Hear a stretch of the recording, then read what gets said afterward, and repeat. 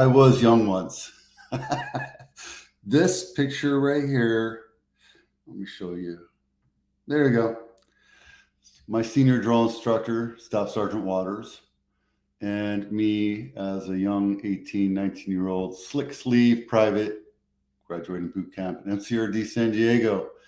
This was September 18th, 1987. Those days are days that you don't ever forget, along with November 10th, which is coming up. And if you don't know, it's the Marine Corps birthday. I was looking at this. This is my Dress Blues cover, my formal cover. This guy, Dennis, was my rack mate when I was in Okinawa. Yeah, a lot of friends popped up and said hello. This guy right here is missing a little chin strap that goes right here. And this bill is just cracked. It's completely unserviceable. I was talking to another buddy, guy who talked me into joining the Marine Corps, and he said I should wear my dress blues to the Marine Corps ball. This year is 250. The Marine Corps is 250 years old as of November 10th, and it's kind of a big deal to those of us that have served.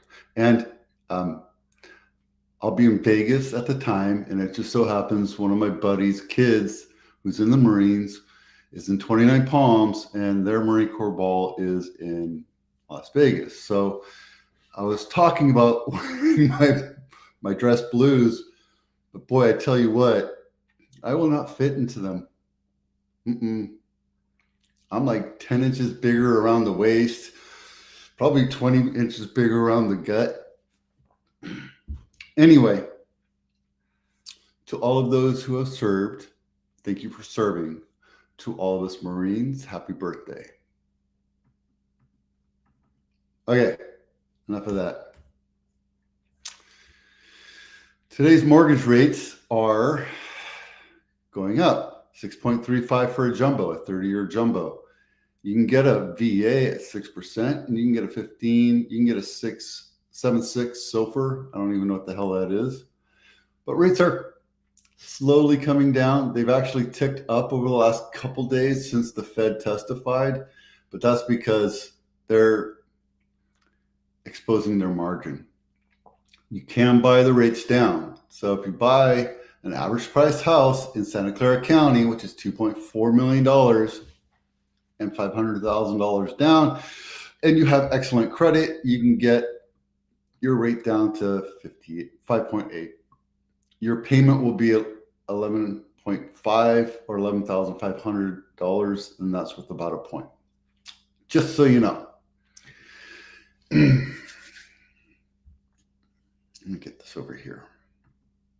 No, what am I doing? Apparently I have to work on my editing skills. Okay, boomers own the most homes, but 12 million will still rent. Is it smarter to rent when you're older, when you're retired? Yes and no. Depends on your financial situation. If you have more money than you'll ever spend, that's not even a question. But if you're struggling to make ends meet, would it be smarter for you to move into an apartment or a condo or somebody else's home so you don't have to deal with the maintenance and the upkeep? And sometimes I think about it, and all the money that I've sunk into this house, when I turn 65, am I going to continue to want to do that? And I was talking to one of my neighbors yesterday at the dog park, and he was like, I've been in this house for 28 years, and I've kept it up. So I thought, and I look at my house, and it's nowhere near where it was like when I first bought it. I didn't do all the maintenance I thought I needed to do. And over time, your house will be neglected. And believe me, I've seen some neglected houses. As you get older, you're less inclined to do stuff around the house. My daughters, I just looked at my garbage disposal, and my daughters leave food in there overnight, and that means it's going to eventually rust out. And those things are $400 or $500 now. They're not cheap anymore. So I'm going to make them pay to have it fixed. because it's just one of those things. I've had to replace it 4 or 5 times since I've been here.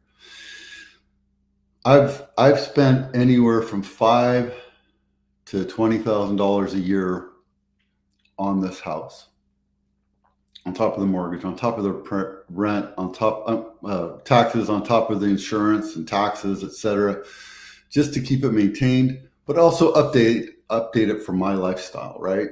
As I get older, I do less and less around the house because, well, I get lazy. I get less inclined to do stuff. And when I do anything around the house, it takes me 4 or 5 days to get over it because, I'm older. I was talking to a couple of friends about playing hockey, and the guy I did the haunted house with, I know him from hockey, and he still plays hockey. And whenever he says you should come play, all I think about is the 4 or 5 days of pain that I'm going to have after I play. And I meet some people that play hockey at the park, and they talk about me joining their little beer league, and all I think about is the pain, right? So again, as you get older, it gets harder for you to recover. And even I go to the gym every day, right? I go hiking. I'm very active, but then you go and do something and you're fixing a sink or the drain or whatever, and then you're sore for a couple of days. You're just not in that maintenance shape, I guess you'd say. So is it easier for you to rent? Financially, maybe it's smarter for you to stay in place. I can tell you tax-wise that if there's 2 people that own it and one of them pass away, you get the tax basis step up. It's probably smarter for your kids if you die in place or pass in place. It's kind of a morbid thing to talk about, but the only 2 things that are for certain in this life is death and taxes, and you have to talk about them. And California has some really great laws in place to help transfer your wealth to your kids. And if you want to learn more about it, I can put you in the direction of the right people to talk to, and I can give you the questions. But even if you owned that house and then moved into an apartment and then maybe rented it out, you would get some income out of it. And then, yeah, you'd have to maintain that house still. But, once you pass, then you have a little gold mine in your house, and your kids can sell it off, and you have the step up tax basis. And then you can move into an apartment or a rental and not have to ever worry about it again. Something to think about. If you have any questions or comments on that, please do make those comments. Steady rise in foreclosures, filings continue through the 3rd quarter. Now, listen, foreclosures in California, we talked about it yesterday. They're not really doing a lot in California. But in Florida, in Texas, and a lot of different states, they're starting to happen. Texas, for sure. There are hundreds of homes going into foreclosure right now because people are losing their jobs. They move. They can't afford. A lot of people move to Texas to do remote work, and now their employers are saying that they have to come back to wherever they went, to New York or California, and they have to go back to work. So they have to sell their house, but they can't sell their house because now it's underwater, and then they wind up losing it. So that's kind of what's happening in Texas and Florida. 72,000 properties started the foreclosure process in the 3rd quarter. It's an increase of 22%. But that's the foreclosure process. The start of it is pre-foreclosure. It's a notice of default. And there's the 30, 90, 120 before the bank actually starts the foreclosure process, right? So it's a lot different than what it was in 2008. So don't think you're going to go out and get 100 homes in foreclosure. It's a totally different process now. It's all online, and you go through a bidding system, and you're buying it as is. So there's a lot of things that are wrong with it. So Texas has almost 10,000. Florida has almost 9,000. Illinois has 78, 35. California is 7,800. That's again, those are foreclosure starts. Those aren't actually turned over to the bank and they have to sell them off. Because right now I can tell you that we have exactly in California 278. 278 homes that are bank owned or in distress that are actively trying to be sold. So it's not like it's crazy. Those foreclosure starts just mean that they're going through the process of doing the paperwork and trying to work with the owners and trying to get it back into market. So, or back into payments so that they can afford to do it, whether it's a loan adjustment, try to work with them, try to help them out. They don't want to take back the house. They want you to make the payments. So they might go from a 30-year to a 40-year and lower the payments, see if you can get back on track, etc. So loan modification, that's what it's called.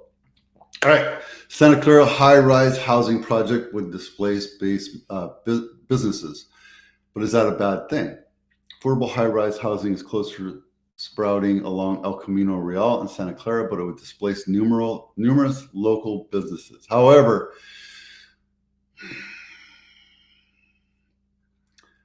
here's the thing, right? It would displace that business. And I was talking to somebody yesterday about marketing for small businesses. Not 80, I want to say it's like 60 to 80% of the businesses are small mom and pop type shops, right? And 95 to 96% of them don't market correctly because they're old school. They use paperwork.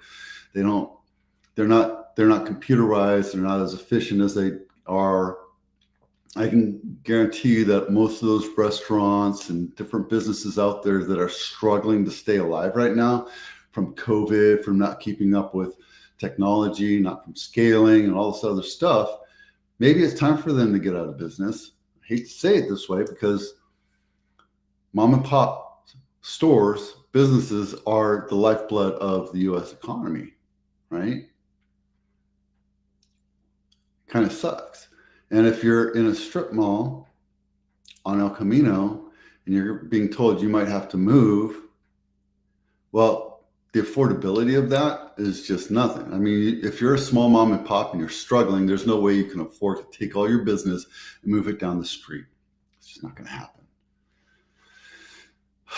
But the way I see it is out with the old, in with the new, kind of like our political system. We should get rid of some of our older 30-year plus tenure politicians.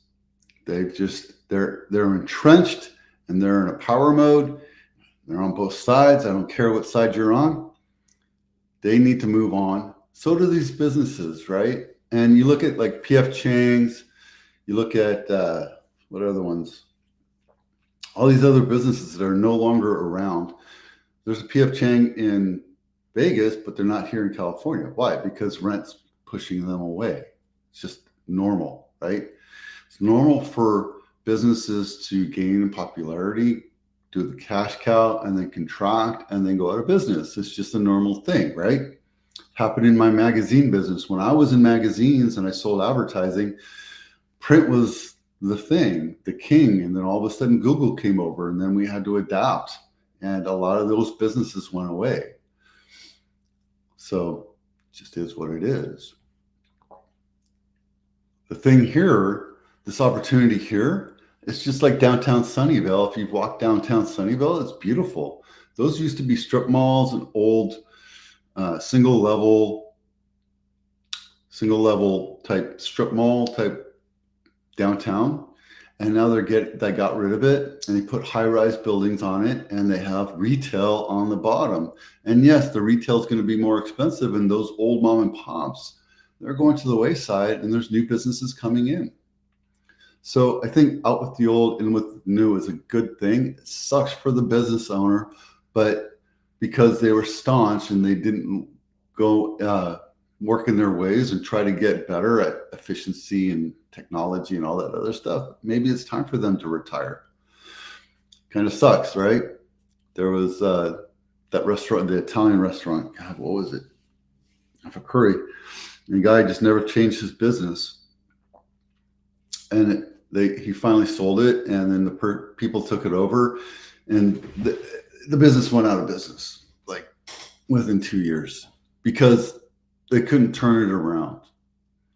Emperor Norton's. And the prices kept going higher, and the food was good. And the atmosphere was cool, but it needed to be updated. And I can tell you, like, the cutlery was the cheapest cutlery in the world. And if you're charging premium prices, you better have a look and feel to every detail. Like if you go to Las Vegas, you go and pay $50 for a meal, you're going to get treated right. Your cutlery is going to look nice. The plates are going to look nice. The atmosphere looks modern and nice. So you got to keep up with it. And that's the thing about businesses is you always have to constantly renew yourself, figure out how to reinvent yourself, make yourself more valuable to your clients because prices do go up. If you say this is the same old thing, but because of inflation, well, you're going to piss off your clients. And that's what's going to happen here. Anyway, I digress. The new numbers for inventory and sales across the 12 county Bay Area counties are out, and inventory is down. Sales are down. But that's normal. It's normal. This is November, right? These numbers are October. We're past the selling season. We're past the secondary selling season, August and September. October was expected to go down in inventory and sales because, hey, guess what? It's raining right now. Are you going to go out and look at a house right now? No. It's cold, miserable. It gets dark at 5. You're not going to go out and look at houses unless you're super, super serious. Most of the people go look at houses, they want to look at it when it's beautiful and warm and sunny, and it makes them feel good to go look at other people's houses, right? So inventory is kind of dwindling. Active number of homes or months of inventory and everything is dwindling. But again, I think March, we're going to see a resurgent. March, April, May. I think we're going to get back to the normal. I think the last couple of years was good for us to see a balanced market. But I think in March, April, May, we're going to see something come back as a resurgent of the seller's market. Don't hold my feet to the fire on that, though. Okay, Santa Clara County cities, months of inventory. Everything is up except for, I think that was San Martin. It just popped out. They only have like 3 houses for sale. So they're kind of an outlier, but they're part of the county. So we got to include them. There's only one. What is that one right here? Anyway, Morgan. Oh, no. Anyway, we're still within the norm. And the blue is the U.S. inventory across the entire U.S. And I can tell you right there, 4.5 months of inventory across the U.S. with the 1 million homes that we have for sale, we're still in a seller's market. I know but it's a balanced market because things are slowing down. We're edging up to a buyer's market. We're getting close to it. You see how it's kind of been edging up very, very, very slowly. I think it's going to turn signals March, April, May. We're going to see a downturn in the rates. And there you go. That's it for now. All right. Have a great weekend.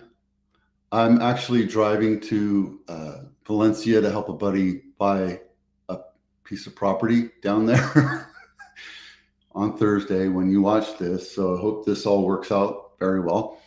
I'm Vito with Abitano. Have a great weekend. We'll see you out there.